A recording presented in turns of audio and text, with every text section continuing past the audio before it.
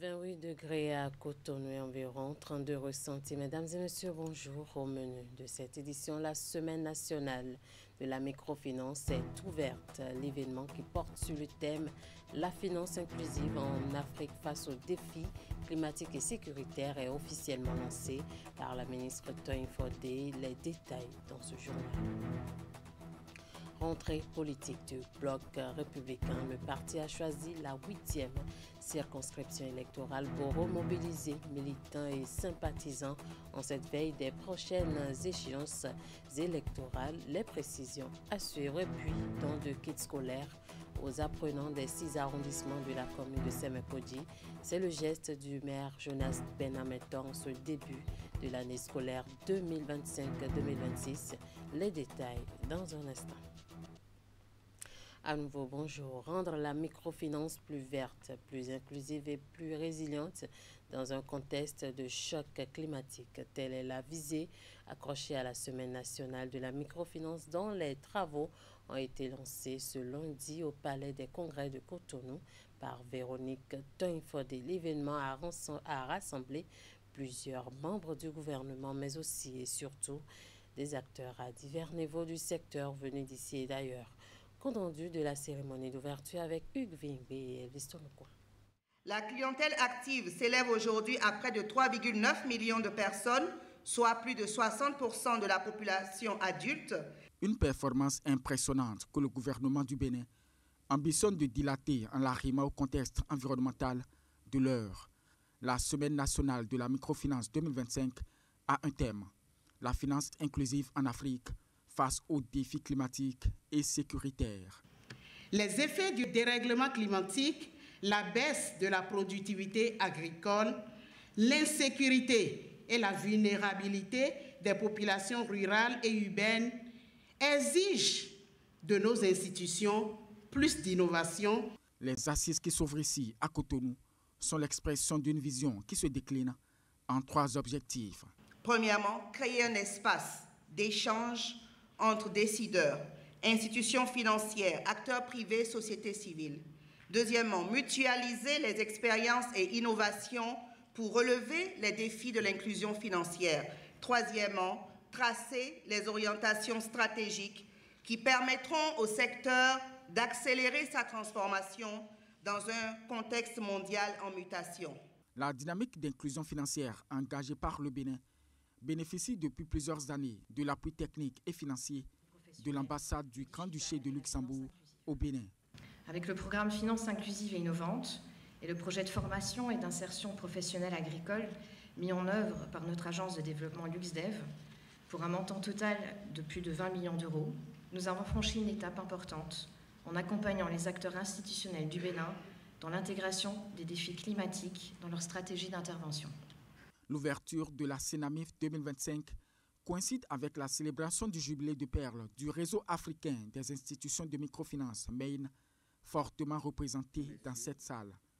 L'anniversaire que nous célébrons aujourd'hui n'est pas une finalité, mais bien un nouveau départ. Les 30 prochaines années devront être celles d'une microfinance plus verte, plus numérique, plus inclusive.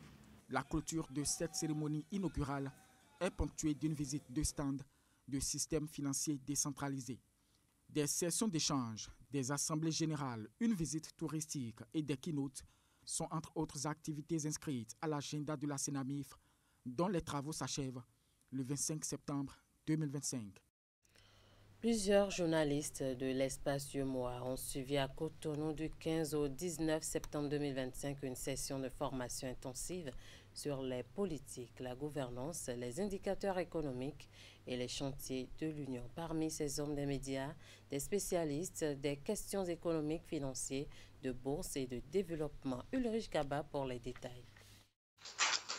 Après 5 jours de sessions intensives, le séminaire de formation des journalistes des États membres de l'UEMOA s'est achevé à Cotonou sur des notes de satisfaction. Cette rencontre, qui a rassemblé des professionnels des médias des 8 pays de l'Union, a permis d'approfondir leurs connaissances sur les politiques, la gouvernance, les indicateurs économiques et les grands chantiers de l'UEMOA. Dans son analyse, le professeur a abordé les mécanismes de décision communautaire, les banques multilatérales, l'émergence des politiques publiques, le rôle des journalistes dans l'information des populations. C'est une chance pour les médias aujourd'hui et nous devons vraiment saisir cette opportunité. Parce que de mémoire de la commission de mémoire, c'est la première fois qu'il y a ce genre de collaboration étroite, dynamique entre les médias de notre espace communautaire et un président de la commission de mémoire. Les participants expriment aussi leur satisfaction pour la richesse des thématiques abordées, notamment les politiques monétaires et les défis de la libre circulation des personnes et des biens. Ils expriment particulièrement leur gratitude au professeur Albert Loncourt, dont les méthodes claires et concises ont rendu des sujets parfois arides très accessibles. La formation m'a permis de connaître beaucoup de choses sur la gouvernance budgétaire et la gestion financière des États. Nous avons appris à travers cette formation qu'aujourd'hui, l'économie a des mécanismes qu'il faut maîtriser pour pouvoir écrire un bon article journalistique et même faire un bon reportage. Les modules que j'ai retenus, c'est par exemple le prélèvement communautaire solidaire qui permet non seulement à l'Union de fonctionner, mais qui est effectif, bien sûr, sur tous les autres pays de l'UEMOA à travers, par exemple, les points de pesage juste à poser. Maintenant, nous sommes désormais habilités à se prononcer par rapport au processus d'élaboration du budget, de la préparation jusqu'au contrôle. Au regard des compétences acquises, ces journalistes spécialistes des questions économiques s'engagent à produire des reportages plus précis et pertinents. Ce séminaire de formation marque une étape importante dans la consolidation du rôle des médias dans le processus d'intégration régionale.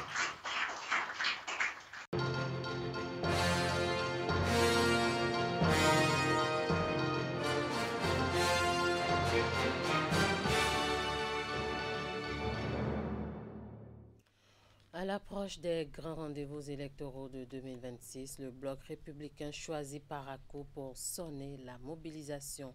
Ce dimanche 21 septembre 2025, le parti a tenu sa rentrée politique dans la 8e circonscription électorale, transformant ainsi la ville en véritable point de ralliement.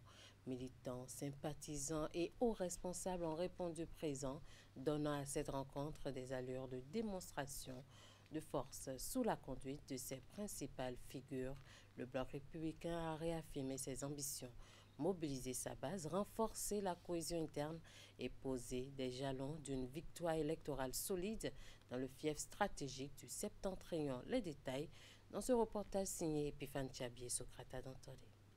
L'objectif de cette mobilisation du Bloc républicain à Parakou est clair: préparer la victoire du parti aux élections générales de 2026. Et dans cette dynamique, cadres, militants et sympathisants venus des différentes communes de la 8e circonscription électorale et d'ailleurs se sont mobilisés, renouant ainsi avec l'ambiance des grands rassemblements politiques. Autour du président Abdoulaye Biotchane et d'autres hauts responsables du parti, l'ancien ministre de l'Énergie, de l'Eau et des Mines, Samou Seydou Adambi, qui signe ainsi son retour sur l'échiquier politique national après plusieurs mois de suspension, a réaffirmé son engagement à servir son parti en mettant en avant les valeurs qui fondent la ligne politique du Bloc républicain.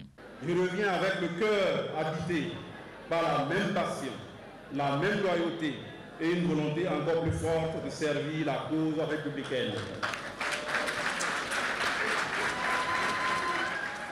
Je voudrais exprimer ici ma profonde gratitude au président de la République, son Excellence, M. Patrice Talon, ainsi qu'au président de notre parti, le camarade Abdoulaye Biotchane.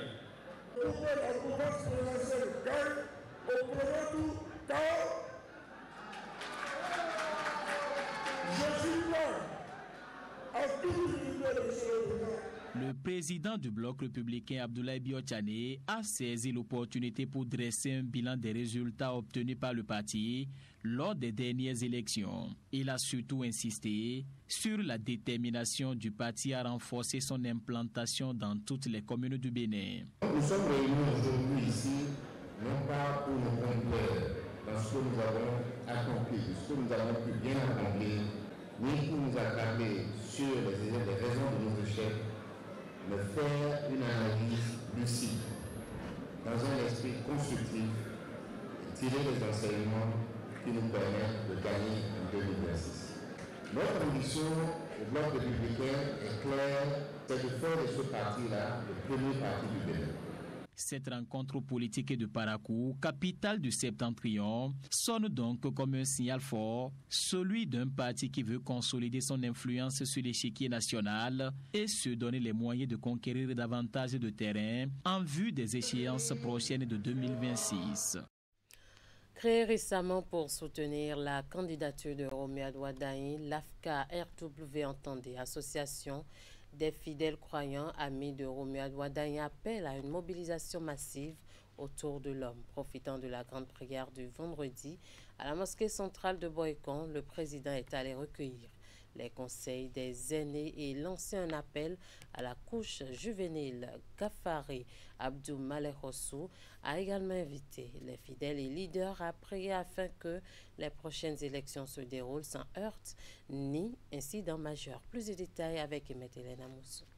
Le Creuset est déjà présent dans toutes les communes où sont implantées de grandes mosquées, dénommées Association des fidèles croyants amis de Romuald Wadagne, en abrégé AFCA-RW. Le regroupement est proche de la fondation Malekhossou. Il s'est fixé pour objectif de mobiliser et de sensibiliser les citoyens ainsi que les fidèles musulmans sur leur rôle dans le développement démocratique et politique du Bénin.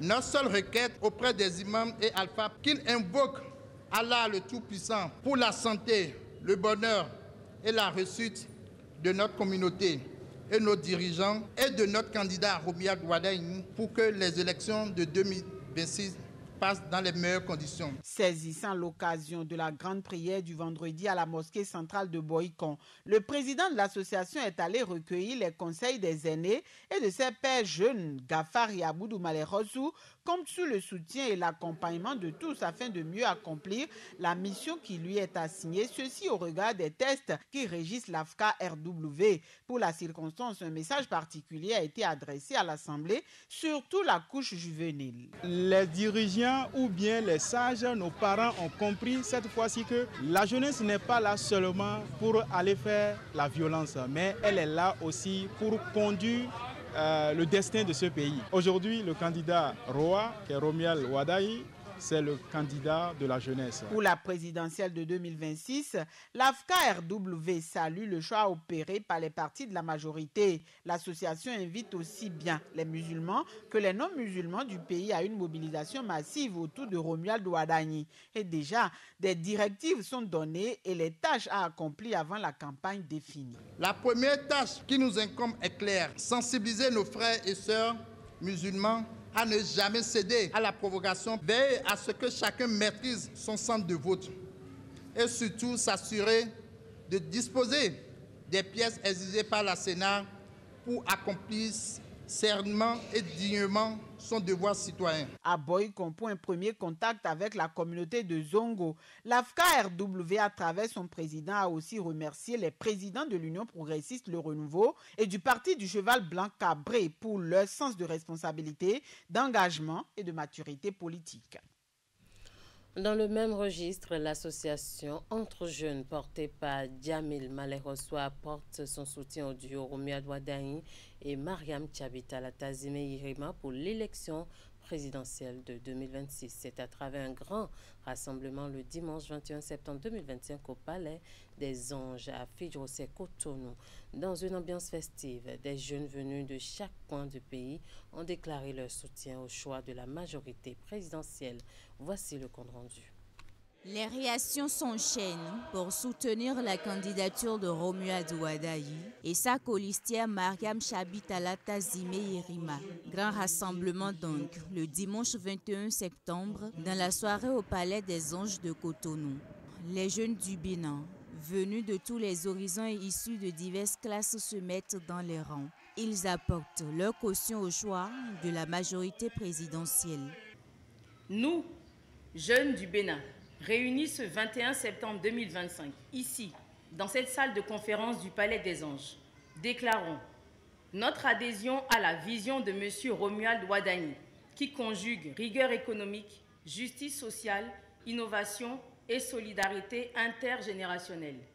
Notre engagement à sensibiliser nos pairs dans les quartiers, les écoles, les universités, les marchés, les lieux de travail et sur les réseaux sociaux afin que chacun connaisse l'importance de sa voix et participe activement au scrutin du 12 avril 2026.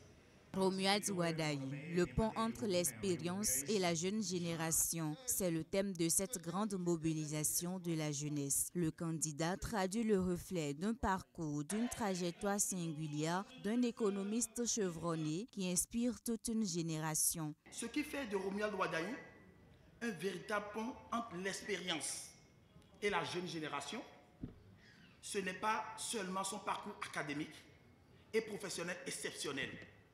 C'est sa capacité à conjuguer deux forces qui, trop souvent, semblent s'opposer.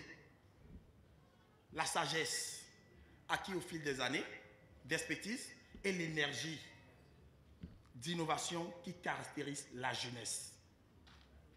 Nous remercions sincèrement notre père, Patrice Talon, qui, en bénissant ce choix, a démontré une fois de plus la vision d'homme d'État. Créée en 2023 par Djemil Malehossou, cette association est un creuset qui rassemble des jeunes issus de divers horizons autour d'une ambition commune. Il s'agit de promouvoir l'engagement civique et la participation des jeunes dans la construction du Bénin de demain. On parle toujours de ces élections générales de 2026. La Haute Autorité de l'Audiovisuel et de la Communication HAC, en partenariat avec France Média Monde et RFI, organise une formation au profit de 24 journalistes de radio béninoise sur le traitement de l'information en période électorale. La session de formation prévue pour durer 5 jours se déroulera en 2 phases. La première, qui a pris en compte 12 journalistes, a été lancée ce lundi matin à Cotonou par le secrétaire général de la HAC, représentant le président empêché, Ouliat Sanoussi.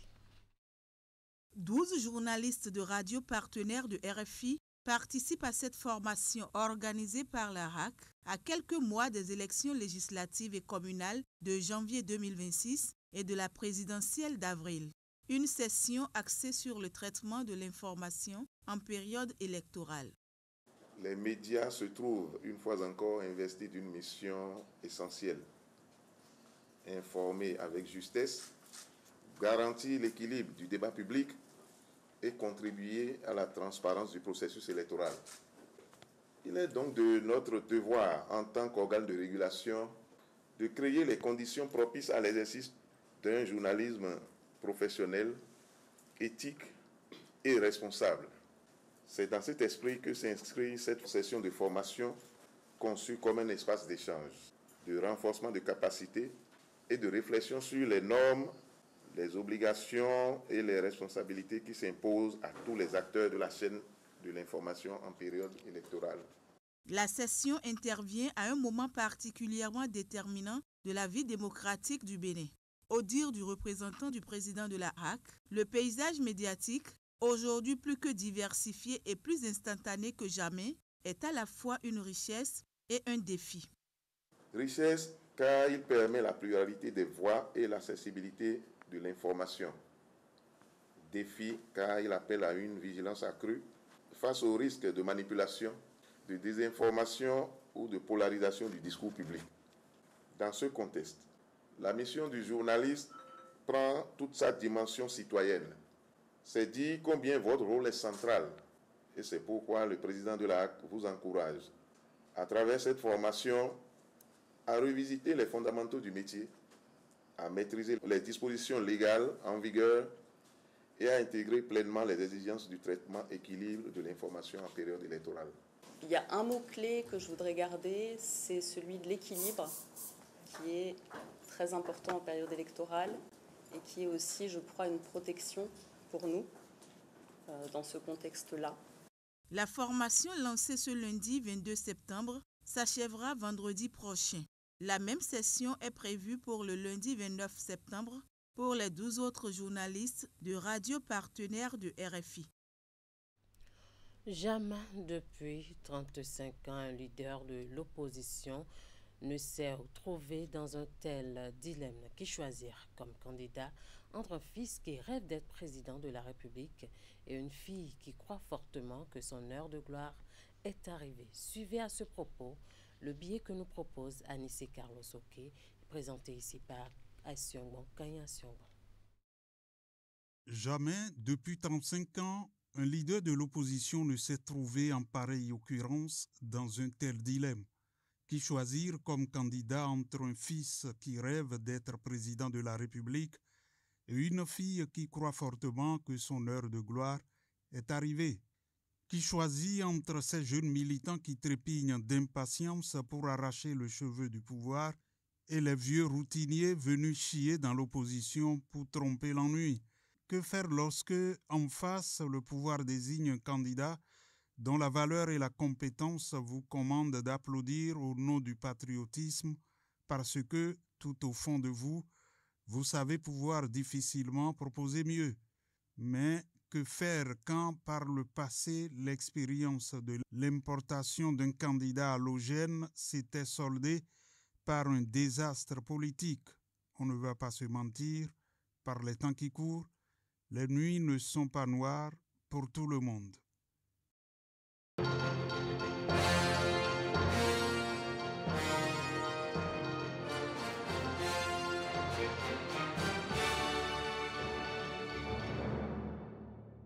On poursuit cette édition à Semek-Podji. Le maire Jonas Gbedameto a fait le tour des 6 arrondissements de sa commune pour constater le bon démarrage de la rentrée. Une tournée accompagnée d'un geste de solidarité puisque le conseil communal a saisi l'occasion pour distribuer une grande quantité de kits scolaires aux apprenants, surtout les plus démunis. Le point dans ce reportage. En ce début de rentrée scolaire, le maire de Semek-Podji a sillonné pendant plusieurs jours les établissements de la commune. Objectif, s'assurer de l'effectivité de la reprise des cours dans de bonnes conditions, mais aussi soutenir les familles en difficulté. À chaque étape, l'équipe communale a procédé à la remise de kits scolaires aux écoliers les plus démunis. Ces fournitures intégralement financées sur le budget communal constituent un véritable soulagement pour de nombreux parents. Nous avons rencontré les enfants sélectionnés dans les arrondissements. Donc, tous les arrondissements, les 6 arrondissements de Semek-Podji ont reçu cette visite du conseil communal en ce qui concerne la distribution des kits. Et ces kits sont composés de sacs d'écoliers, de cahiers, de vrais dessinateurs, de crayons, de bics et j'en passe. Sur le terrain, la délégation a également pu constater le bon démarrage des activités pédagogiques. Quelques insuffisances en matière d'infrastructures persistent dans certaines écoles, mais le maire se veut rassurant. Nous avons constaté que la rentrée est effective, les emplois du temps sont distribués et le personnel d'encadrement est vraiment sur place. Donc, il n'a été signalé aucun obstacle majeur pour la rentrée. Nous avons eu par moments des soucis exprimés en ce qui concerne certaines infrastructures. Il faut dire que des infrastructures qui sont en construction, toutes n'ont pas été réceptionnées avant la rentrée. Ce qui veut dire que concrètement, dans certaines écoles, les gens vont commencer à utiliser l'ancien dispositif, mais au plus de 2 mois, tout doit être livré selon les engagements pris par les différents acteurs. Par cette tournée, le conseil communal de Semek-Podji réaffirme son engagement à offrir un cadre d'apprentissage plus adapté et à accompagner chaque enfant sur le chemin de la réussite scolaire. Sport pour finir, le Ballon d'Or 2025 est connu. Il était vu sur plusieurs tableaux comme le plus grand favori et il a été élevé. Ousmane Dembélé, le joueur français qui évolue du côté du PSG, est ainsi le 69e Ballon d'Or de l'histoire et le successeur de Rodri Hernandez.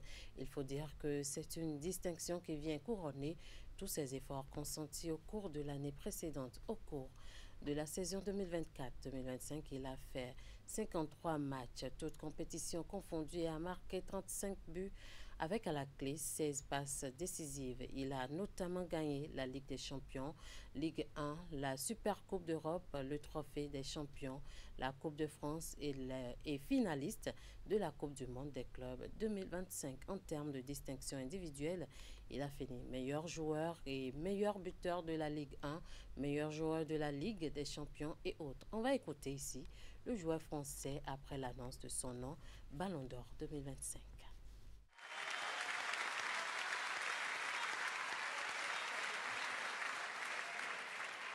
Ils ont toujours été là pour moi. Ils m'ont soutenu dans les moments difficiles.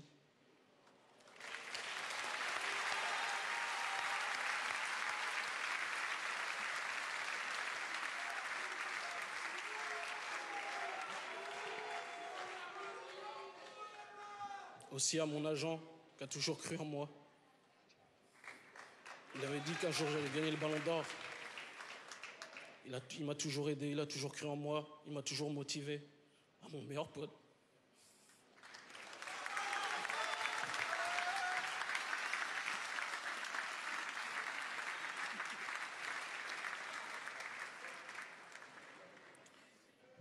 Avec mon meilleur ami, depuis 4-5 ans, on a tout vécu ensemble. On a tout fait ensemble.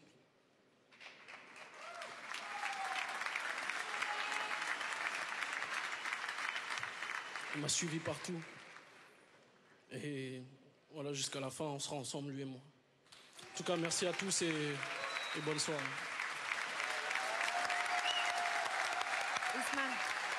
Ousmane.